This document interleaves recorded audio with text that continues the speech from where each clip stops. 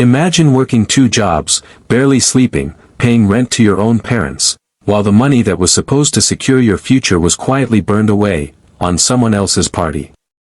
That was my reality. And until I found the courage to expose the truth, I was drowning in silence. I'm 21. A full-time student. And every month, I hand over $500 to my parents just to sleep in the bedroom I grew up in. Rent, for my own childhood walls. Now, if we were poor, if we were clawing just to keep food on the table, maybe I'd understand. But we're not. My family isn't struggling. My older brother, Daniel, never paid a single dime when he lived here. Not for rent. Not for tuition. Because when he went to college, he had a golden parachute, $60,000. A gift from our grandfather.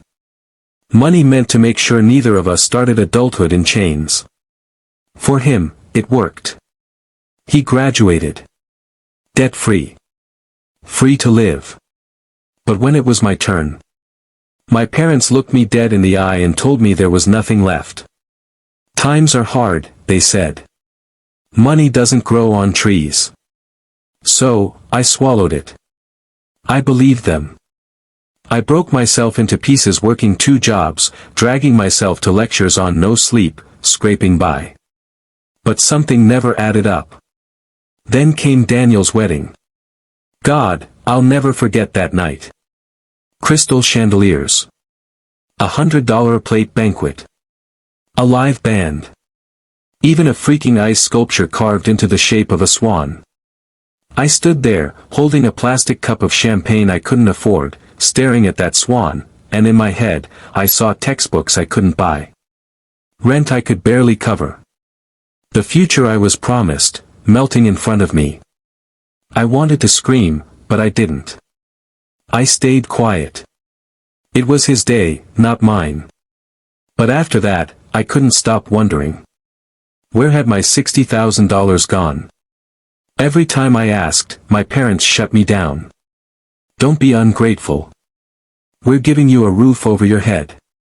They twisted it so I felt guilty for even asking. Until one night, I snapped.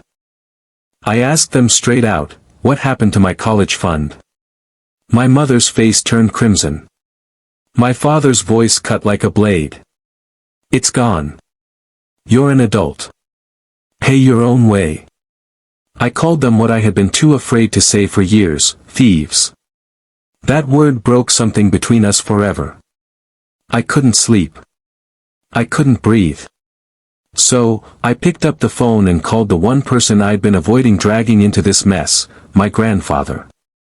And when I told him, the man who had trusted my parents with $120,000 for both his grandsons' futures, went silent. Then furious. I hadn't seen him angry in my entire life. He swore right then we would confront them together. The next morning, we walked into my parents' house. My brother wasn't home. It was just us, sitting in that suffocating living room. Grandpa looked my parents in the eye and asked, calm but deadly. Where is the money I gave you for his education? They tried to lie. To stall. My mom said, it's in savings, things are just tight. My dad rambled about family needs. But under pressure, the truth slipped out. We used it for the wedding. You wanted your grandson to have a beautiful day, didn't you? Just like that. $60,000 of my future, burned on flowers, champagne, and an ice swan. I felt my chest cave in. And I asked them, barely holding my voice steady. So my future was worth less than a party? My father screamed back, stop being dramatic. College can wait. A wedding is once in a lifetime. That was it. Grandpa unleashed on them. His voice didn't rise, no. It was worse. Cold. Sharp. He told them they had stolen from me. Stolen from him. And unless they paid back every cent, he would drag their names through the family, through the courts, through hell if he had to. My dad told me to get out. I didn't even look at him. Grandpa stood up, put a hand on my shoulder, and said, "You're coming with me." I left that house with nothing but my backpack. I never went back. Grandpa called a lawyer. Letters were sent.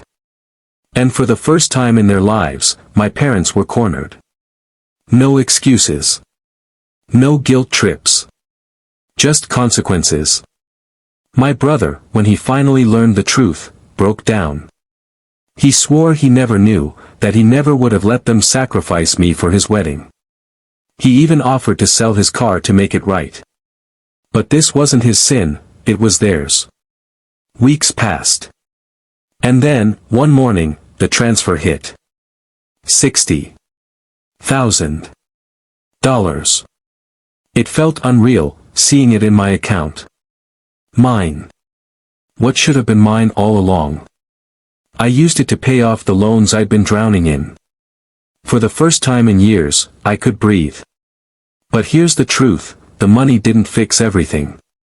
Because money can't replace trust. It can't patch the hole where a family bond should have been. And I keep asking myself, what does it mean when the people who raised you would rather buy an ice sculpture than your future? So I'll ask you, if you were in my shoes, could you ever forgive them? Drop your thoughts below. I really want to know if you think forgiveness is even possible, or if some betrayals cut too deep.